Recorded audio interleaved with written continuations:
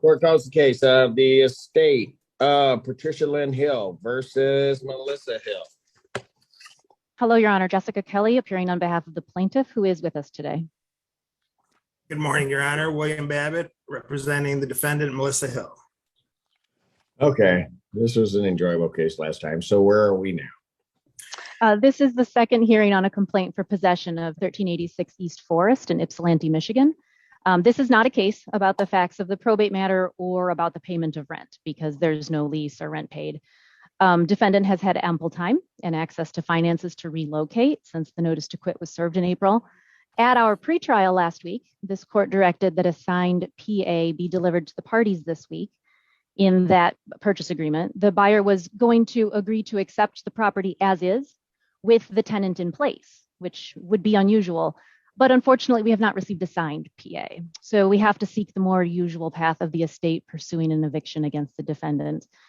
Today, we are requesting judgment for possession to plaintiff with an immediate writ based on our motion that demonstrates the threats against the plaintiff and his family. If an immediate writ is not available, we ask for the writ to be issued in 10 days. Your Honor, in this matter, the realtor, the same purchaser wanted to take a second look at the property and the power was turned off at the property. So I kind of appealed to counsel for the estate to turn on the electricity and that didn't. Why is the power off? I had a lengthy conversation with the realtor just yesterday who was more than candid about the condition of the property and its problems, but did not assert that the electricity being off was a barrier to the purchase agreement. Keeping the electricity off is not harming the sale. It's within the judgment of the person representative. Why is the power off?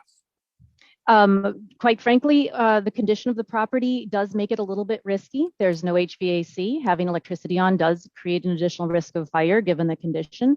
And it's not supposed to be occupied. Where's the documentation regarding that? Why is the power off at the house? Your Honor, I understand. Evicted that way. Why is the power off? I understand Mr. Babbitt has the duty to advocate, but he also understands that tenants can turn on their own utilities. All right. Well, I emailed Ms. Kelly a few times. Why is the power off? Who shut the power off? I think it was failure to pay bills, Your Honor. Yeah. Well, Your Honor, I don't know the answer to that question, Your Honor. I do feel whose name were the utilities in? Folks, I'm not going to be playing with this. Nobody should be living in any premises that doesn't have electricity. Right now, the owner or the person in control of those premises is the estate. She can't turn on utilities if it's in somebody else's name. Who turned off the electricity? May I say something? She shut the electricity off that was in my mother's name and put it in her own name. And then when the electricity was shut off, it was failure to pay her bill. That's why it was shut off. Your Honor, I can maybe cut to the chase on this a little bit. One, I feel like the estate should turn the electricity on. Two, I've talked to the realtor. Apparently this purchaser is still willing to sign a sales agreement. She's submitted a sales agreement to him yesterday, which she anticipates he's going to sign today. Once we have a signed sales agreement, then I think we're kind of moving forward with this, which is really all we want to do anyway.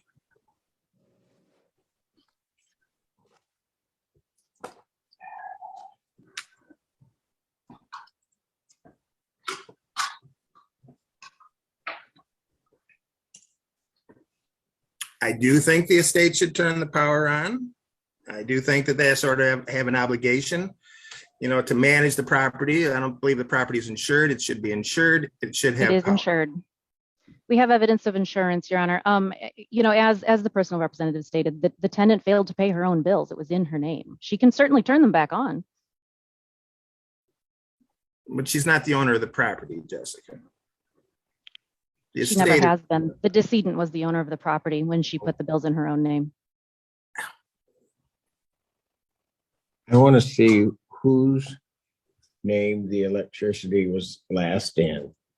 if it was not in the name of Melissa Hill, the state is going to turn that electricity back on. I understand. Other part of this is I'm not going to do anything. Quite frankly, I don't care whether you and your sister hate each other to the ends of the earth. I don't care if you don't like the fact that she may be an alcoholic and doesn't take care of things like you're going to do. But she's not going to live in subhuman conditions because you want her out of the house. That will not happen. Yes, Your Honor. July 8th, 2022, 9 a.m. Council, you guys talk to each other. You get this straight. If that house can be sold, let it be sold and get done with this. Right on, Judge. Have a good Thank you. holiday. Thank you.